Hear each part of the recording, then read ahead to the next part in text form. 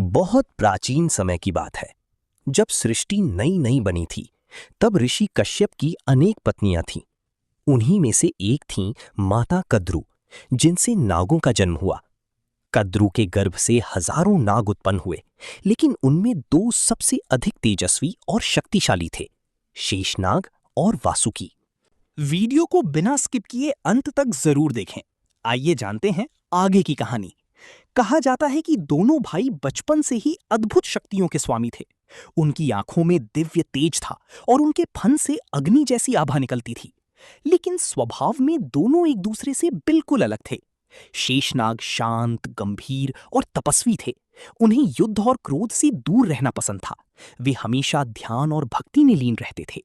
वहीं वासुकी वीर, साहसी और अपने कुल की रक्षा करने वाले नागराज थे। उनके भीतर अपार शक्ति थी और वे अपने भाइयों के नेता माने जाते थे। समय बीतता गया। एक दिन नागों के बीच छल, क्रोध और अधर्म बढ़ने लगा। कई नाग अपनी शक्तियों का गलत उपयोग करने लगे। ये देखकर शेषनाग बहुत दुखी हुए। उन्होंने सोचा, यदि मैं भी इनके साथ रहूंगा तो अधर्म बढ़ता जाएगा। तब शेषनाग सब कुछ छोड़कर कठोर तपस्या करने हिमालय चले गए। हजारों वर्षों तक उन्होंने तप किया। उनकी तपस्या से पूरा ब्रह्मांड कांप उठा। तब भगवान ब्रह्मा प्रकट हुए और बोले, हे शेष, तुम सबसे धर्मप्रिय हो, इसलिए तुम्हें पृथ्वी को धारण करने का महान कार्य दिया जाता है।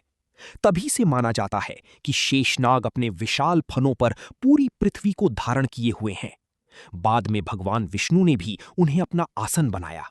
क्षीर सागर में भगवान विष्णु शेषनाग की शैया पर विश्राम करते हैं, इसलिए उन्हें अनंत भी कहा जाता है। उधर वासुकी नागराज बने और नागलोक की रक्षा करने लगे।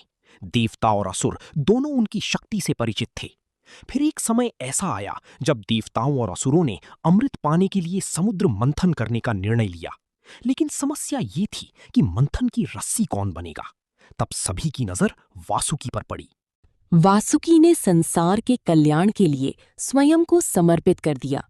उन्हें मंद्राचल पर्वत पर लपेटा गया और देवता असुर समुद्र मंथन करने लगे। लेकिन मंथन इतना भयानक था कि वासुकी के मुख से विष निकलने लगा। वही विष आगे चलकर हलाहल कहलाया। उस विष की ज्वाला से तीनों लोग जलने लगे। तब भगवान शिव ने समस्त सृष्टि को बचाने के लिए वो विष अपने कंठ में धारण कर लिया। उसी कारण उनका गला नीला पड़ गया और वे नीलकंठ कहलाए। वासुकी भगवान शिव के इस त्याग से अत्यंत प्रभावित हुए। उन्होंने शिवजी को अपना आराध्य मान लिया। तभी से भगवान शिव अपने गले में वासुकी नाग को धारण करते हैं। इस प्रकार शेषनाग और वासुकी दोनों भाई होते हुए भी अलग अलग मार्ग पर चले।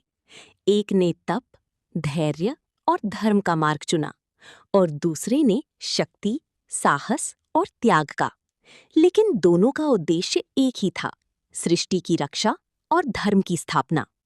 इसीलिए हिंदू धर्म में शेषनाग और वासुकी दोनों को अत्यंत पूजनीय माना जाता है।